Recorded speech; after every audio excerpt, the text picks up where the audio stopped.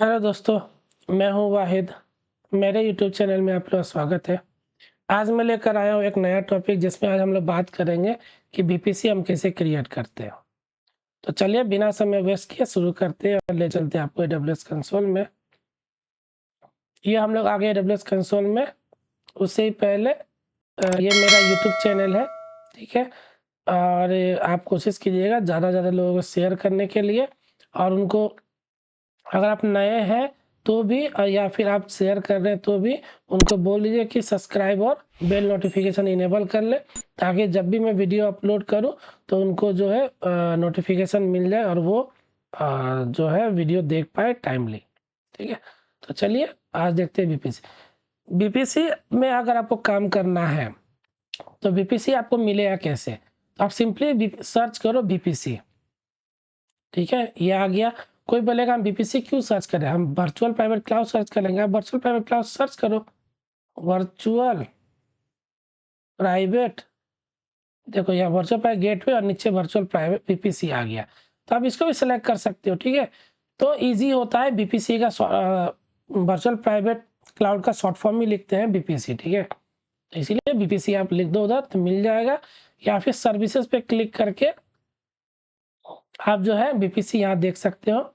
या फिर अगर आपने पहले काम किया है तो आप सिंपली रिसेंटली विजिटेड बीपीसी देखो, दिख जाएगा। मैंने किया हुआ है तो इसीलिए यहाँ पे दिखा रहा है, तो आप इस पर क्लिक करो।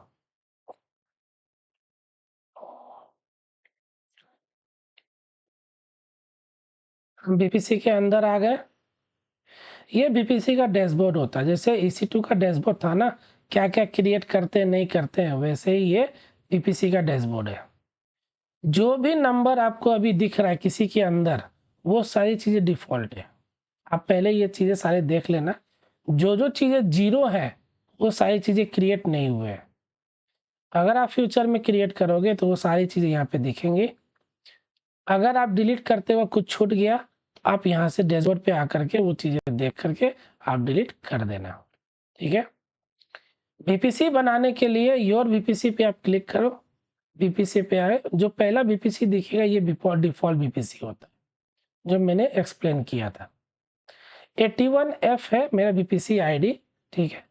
और उसकी CIDR है ये 72। मतलब ये जो डेटा सेंटर बना था उसका जो IP वर्जन 4 जो CIDR लिया गया था वो 172.31 का लिया गया था IP, और CIDR कितना लिया गया तो /16।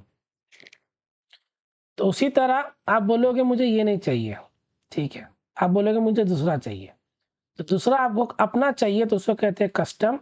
वो क्रिएट करने के लिए क्रिएट बीपीसी पे क्लिक करो। यहाँ पे दो ऑप्शन मिलेंगे, बीपीसी ओनली, बीपीसी मोर। बीपीसी ओनली पे आप खाली बीपीसी बनाओगे, बीपीसी मोर पे आपको और भी चीज़ें मिल जाती है। यहाँ पे number of ability zone, number of public zone, ये सारे डिटेल्स आप दे सकते हो, ठीक है। तो एडवांस होता है। और हमको वो चीज़ नहीं चाहिए, हमें बस बीपीसी बनाना है। तो बीपीसी बनाना था, बीपीसी ओनली पे रखो। यहाँ पे नाम दे दो, तो मैं दे देता हूँ my VPC. IP version 4 CIDR block. पहला ऑप्शन जो होता है वो मैनुअली इनपुट का है, मतलब आप खुद से इनपुट करोगे क्या, तो आप पहला ऑप्शन ले लेना। अगर आप बोलोगे मेरे पास मेरी कंपनी में IPM यूज़ हो रही है जहाँ से CIDR ब्लॉक एलोकेट होता है, तो आप IPM सेलेक्ट कर लेना। IPM अगर आप बना लोगे तो यहाँ पे आपको IPM यहाँ पे दिख जाएगा CIDR, आप वहाँ से ले सकते हो, ठीक है।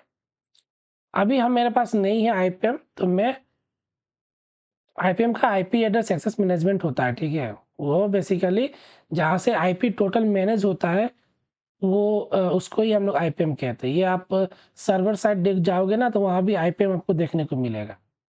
तो अभी हम नहीं यूज़ कर रहे तो हम मैनुअली डालेंगे। अब यहाँ पे IP वर्जन CIDR आपको डालना है। क्या डालूँ नहीं पता। आप किस क्लास की IP लेना चाहते हो पहले ये सोचो। A B C, आप बोलोगे A का, तो A का आप कहाँ से कहाँ ले सकते हो, तो 0 से 127। लेकिन प्रैक्टिकली क्या है, थियोरेटिकली हम लोग क्या जानते हैं, 1 से 126, ठीक है, ये यूजेबल IP है। तो आप बोलोगे मैं 1.0.0.0 लेना चाहता हूँ, क्यों? क्योंकि पहला ऑक्टेट जो है वो नेटवर्क के लिए हो गया, बाकी 3 मैं होस्ट के लिए देता हूँ। तो कितनी आईपी मिलेगी? तो बहुत ज़्यादा आईपी मिलेगी ना। ये आईपी लिया, कितनी आईपी मिलेगी ये आपको बताना है। तो आप कैसे बताओगे? तो स्लैश के बाद क्या लगाना है? तो मैंने नुआ नोटेशन में बताया था ना। तो आप बोलेगे 24 लगाएंगे, तो लगा दो, कितनी मिलेगी? तो आप 24 में कितना 256 मिलेगा। तो इसमें काम चलेगा। आप ये बड़ा नेटवर्क बनाने जा रहे हो, इसके अंदर ही बनेंगे आपके सबनेट। तो ये बड़े नेटवर्क तो आपको बनाना है, तो 24 नहीं चलेगा, और कम लेना पड़ेगा, मतलब आईपी ज़्यादा लेना पड़ेगा। तो आप ये नहीं ले सकते। तो आप सबसे पहले नीचे देखो, सीआईडीआर जो लोगे ना, वो हमेशा जो है /16 से लेके /28 के बीच में ही रहना चाहिए।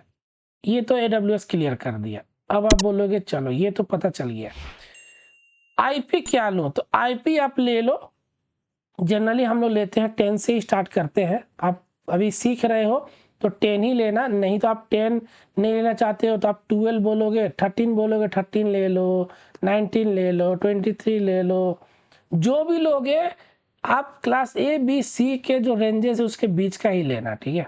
अभी मैं ले लेता हूँ 10.0.0.0/16 से लेके 28 के बीच में लेना है। यहाँ पे बोला ना नीचे में। अब यहाँ कितना लो? तो 16 दिया है, इसका मतलब 16/16 में कितनी आईपी मिलेगी? तो 65,000 मिलेगी ना। अगर मैं 28 कर दूंगा तो जाके देख लेना चार्ट पे जो मैंने दिखाया था, /24 में कितना है, /27 में कितना है, 19 में कितना है, वो सारी चीज़ें वहाँ पे देख लेना। लेकिन मैक्सिमम आईपी किस में मिलेगी? तो 16 में, ठीक है। आप बोलोगे नहीं /15 में भी मिलेगा, तो /15 में लोगे ना तो वो क्रिएट ही नहीं होगा। क्यों? क्योंकि उसने बोला इस रेंज पे लेने के लिए, तो ये फिक्स कर दिया। तो इसीलिए आपको 16, उसके नीचे से बात ही नहीं करना है, ठीक है। अब आप आईपी वर्जन 6 की सीआईडीआर क्या लेना चाहते हो? तो आप बोलोगे कि मेरे पास है ही नहीं, मुझे चाहिए ही नहीं, तो आप मतलब पहला ऑप्शन आप बोलोगे लेना है, मेरे आईपीएम में है तो आईपीएम से ले लो। आप बोलोगे नहीं हम अमेज़न से लेना चाहते हो, तीसरा ऑप्शन ले लो। आप बोलोगे नहीं मैंने खुद लिया हुआ है, तो आप चौथा ऑप्शन सेलेक्ट कर लेना। यहाँ पे आप डाल देना क्या आपका पूल कौन से पूल से है, आप देख लेना। तो ऐसे आईपी वर्जन नहीं सेलेक्ट करते हम लोग, ठीक है। कंपनी में भी नहीं यूज़ होता है, आईपी वर्जन 4 ही होता है। टैग देना चाहते हो तो टैग दे देना, ठीक है। टैग बेस फिर वही चीज़ नाम देना है, मतलब रिमेंबर के लिए, हम लोग को समझने के लिए वो नाम आप दे देना। टेनेंसी होता है, कहने का मतलब जो नेटवर्क बनने जा रहा है ये डेटा सेंटर, ये डिफ़ॉल्ट में हम कहीं भी बना दें, AWS कहीं पे भी बना दे, या फिर आप चाहते हो कि कहीं डेडिकेटेड सर्वर पे बनाना चाहते हो, तो डेडिकेटेड चाहते हो तो डेडिकेटेड सेलेक्ट करना, ठीक है। तो अभी हमको डिफ़ॉल्ट ही छोड़ देते हैं, डेडिकेटेड नहीं करना। क्रिएट बीपीसी पे क्लिक कर देते हैं, ये बन गया। जब बीपीसी बन गया, योर बीपीसी पे करके बाहर आ जाना, बीपीसी बन गया आपका। ये आपका सीआईडीआर है, ये आपका बीपीसी आईडी है, ये नाम आपने दिया है। अब ये अवेलेबल है, यूज़ कर सकते हो। आईपी वर्जन 6 मैंने नहीं लिया था तो कुछ नहीं है। इसके साथ मैंने बोला था कि बीपीसी जब बनाओगे तो डीएचसीपी बन जाएगा, राउट टेबल बन जाएगा, जो कि यहाँ नहीं दिखा रहा है, वो मैं दिखा दूँगा।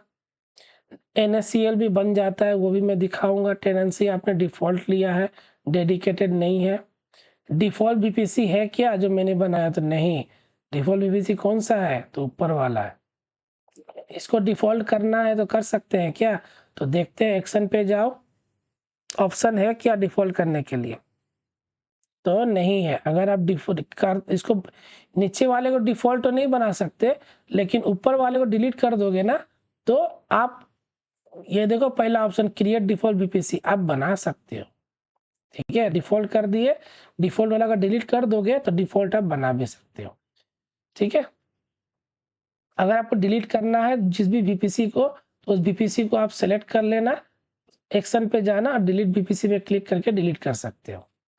टैग मैनेज कर सकते हो, सीआईडीआर दे सकते हो, एडिट कर सकते हो। सीआईडीआर पे क्लिक करो, सीआईडीआर ऐड न्यू सीआईडीआर करके आप नया सीआईडीआर ऐड कर सकते हो, ठीक है। इसी में अगर सीआईडीआर ऐड करना है तो नया सीआईडीआर आप ऐड कर सकते हो, इसी बीपीसी के अंदर। और अगर आप एडिट बीपीसी सेटिंग करना चाहते हो तो क्लिक करके यहाँ पे बीपीसी सेटिंग कर सकते हो। डीएचसीपी कोई चेंज अगर आपने दूसरा बनाया तो कर सकते हो। Network address user matrix setting करना है तो आप वो कर सकते हो। मतलब कहने का मतलब आप मॉनिटरिंग वगैरह करना चाहते हो तो वो आप कर सकते हो। मैं वो भी बता रहा हूँ। ये बीपीसी सेलेक्ट करने के बाद आपको नीचे ऑप्शन दिखेंगे, ठीक है। तो पहला डिटेल, यहाँ पे आपको सारे मेटा डेटा दिखेंगे इसके, मतलब आईपी वर्जन, सीआईडीआर क्या है, डीएचसीपी क्या है, ये इसका बीपीसी आईडी, या इस पर क्लिक करके आप आईडी सेलेक्ट कर सकते हो। डिफ़ॉल्ट बीपीसी है क्या नहीं है, तो ये सारी चीज़ें यहाँ पे है। रिसोर्स मैप, ये आपको एक ग्राफ की तरह दिखाएगा कि इस बीपीसी के साथ कौन सा सबनेट क्रिएटेड है और कौन सा राउट टेबल, कितना राउट टेबल बना हुआ है, और एनएससीएल कौन सा इसके साथ नेटवर्क कनेक्शन है। वो सारी चीज़ें आप ग्राफ के थ्रू देख सकते हो। तो अभी मेरे पास केवल बीपीसी है, और बीपीसी बनाओगे ना तो एक डिफ़ॉल्ट राउट टेबल बन जाता है। तो ये चीज़ें याद रखना, बीपीसी बनाने वक्त एक राउट टेबल ऑटोमेटिक बन जाता है। सबनेट नहीं बनता, सबनेट बनाना पड़ता है। क्यों? क्योंकि कस्टम बीपीसी बनाओगे तो कस्टम सबनेट भी बनाना पड़ेगा, लेकिन राउट टेबल बन जाता है, ठीक है। एक ही राउट टेबल बनेगा। सीआईडीआर पे क्लिक करोगे तो सीआईडीआर दिखेगा कि आपने ये सीआईडीआर आपने बनाया है। अगर आप और सीआईडीआर ऐड करोगे तो वो आपको नीचे दिख जाएगा, जो कि इस बीपीसी के अंदर ही रहेगा।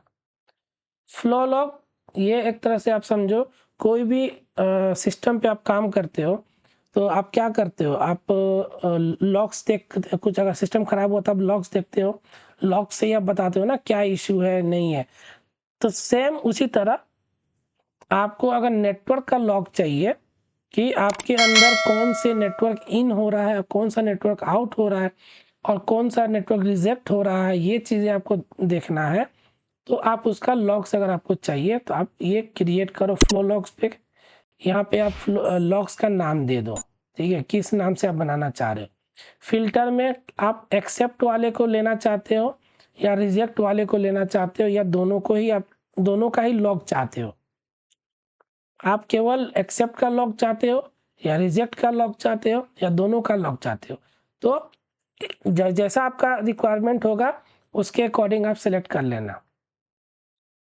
मैक्सिमम एग्रीगेशन इंटरवल मतलब कितनी देर में वो लॉग्स जो है वो कैप्चर करेगा, हर 10 मिनट पे या 1 मिनट में। तो आप अपने अकॉर्डिंग देख लेना आप कितना है, ठीक है। यही दोनों में से ही आप कर सकते हो। डेस्टिनेशन, जो लॉग्स कैप्चर होंगे वो लॉग्स आप कहाँ भेजना चाहते हो, क्लाउड वॉच लॉग्स में भेजना चाहते हो, या S3 बकेट में भेजना चाहते हो, या काइनेसिस में भेजना चाहते हो जो एक ही अकाउंट में है, या काइनेसिस जो दूसरी अकाउंट में चल रहा है वहाँ पे भेजना चाहते हो। तो बेसिकली जो कंपनी जो काम करती है वो क्लाउड वॉच में लॉग्स भेजती है और S3 में लॉग्स भेजती है, लेकिन S3 पे हम लोग भेज के क्लाउड वॉच की तरफ ले जा सकते हैं लॉग्स को। तो ज़्यादा अच्छा है S3 पे लॉग स्टोर करो और फिर क्लाउड वॉच में जो है आप S3 से क्लाउड वॉच पे ले जाओ, ठीक है। इसके साथ एक IAM रोल अटैच करना पड़ता है, तो IAM रोल दे देना कि अगर आप क्लाउड वॉच अटैच कर लॉग्स ले जाओगे तो उसको परमिशन देना पड़ेगा ना कि हाँ भाई क्लाउड वॉच में तक जा पाए। या S3 सेलेक्ट करोगे तो S3 का बकेट नेम यहाँ पे डिटेल दे देना, ठीक है। अगर वो AWS के फॉर्मेट में ही आपको लॉग चाहिए डिफ़ॉल्ट में तो ले लेना। अगर कस्टम फॉर्मेट लोगे तो लॉग्स का फॉर्मेट ये सब चाह रहे हैं, आप देख लेना आपको क्या क्या चाहिए। मतलब अकाउंट आईडी चाहिए या एंड का चाहिए या फ्लो डायरेक्शन देखना है या इंस्टेंट आईडी देखना है। तो ये एक तरह से टेबल के अकॉर्डिंग जो है वो आपको देगा। मतलब पहले नेम, कहाँ से उसका डिटेल है, आईपी एड्रेस क्या है, वो कहाँ जाना चाह रहा था, तो वैसे आप, लेकिन हम लोग डिफ़ॉल्ट फॉर्मेट ही लेते हैं, ठीक है। तो क्लाउड वॉच में तो IAM रोल हमें देना पड़ेगा एक, तो IAM रोल हम दे देंगे। तो अभी हम ये सब क्रिएट करने नहीं जा रहे हैं क्योंकि ये क्रिएट करेंगे तो 1 घंटा लग जाएगा लॉग को आने में। उससे जल्दी भी आ सकता है लेकिन ज़्यादा जो मैंने किया है वो कम से कम 40-50 मिनट तो ले ही लेता है, ठीक है। तो उतनी देर का बनाऊँगा तो वीडियो जो है लंबा हो जाएगा, तो मैं वो नहीं करूँगा, आप करके देख लेना। फ्लो लॉग हो गया, टैग मैंने बता दिया है। इंटीग्रेशन मतलब होता है आप इसको किसी चीज़ से इंटीग्रेट करना चाहते हो, मतलब मॉनिटरिंग करना चाहते हो नेटवर्क का, कि नेटवर्क अप हो रहा है, डाउन हो रहा है, कितना बाइट्स जा रहा है, कितना बाइट्स इन हो रहा है, कितना बाइट्स आउट हो रहा है, ये सब चीज़ भी देखना चाहते हो तो देख सकते हो। तो उसके लिए आपको ऐड रिसोर्स टू मॉनिटर पे क्लिक करोगे तो यहाँ से आप ब्राउज मॉनिटर पे क्लिक करके आप वहाँ मॉनिटरिंग आप बना सकते हो। क्लाउड वॉच जो है वो ओपन हो जाएगा। यहाँ पे जो है आप क्रिएट करके आप जो है यहाँ पे सिलेक्ट कर सकते हो और अब बना सकते हो। यहाँ पे क्रिएट मॉनिटर पे क्लिक करोगे तो भी हो जाएगा, ठीक है।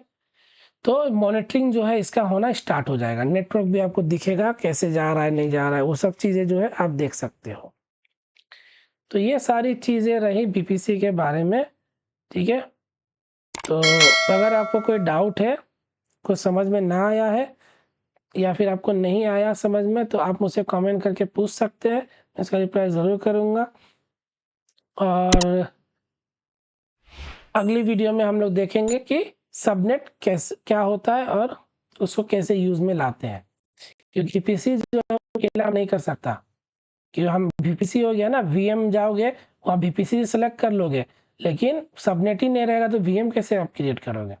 तो सबनेट की ज़रूरत पड़ती है ताकि वीएम जो है एक पर्टिकुलर नेटवर्क के अंदर रहे, ठीक है। ये पूरे नेटवर्क के अंदर वीएम को नहीं रख सकते वरना प्रॉब्लम हो जाएगा, और वैसे होता भी नहीं है, ठीक है। हम लोग हमेशा एक छोटा-छोटा नेटवर्क बनाते हैं और उसके अंदर वीएम को डालते हैं, तो छोटा-छोटा नेटवर्क को ही कहते हैं सबनेट, ठीक है। तो ये चीज़ें हम लोग देखेंगे दूसरी अपने अगली वीडियो में। तो चलिए मिलते हैं अपने अगली वीडियो में। शुक्रिया, धन्यवाद।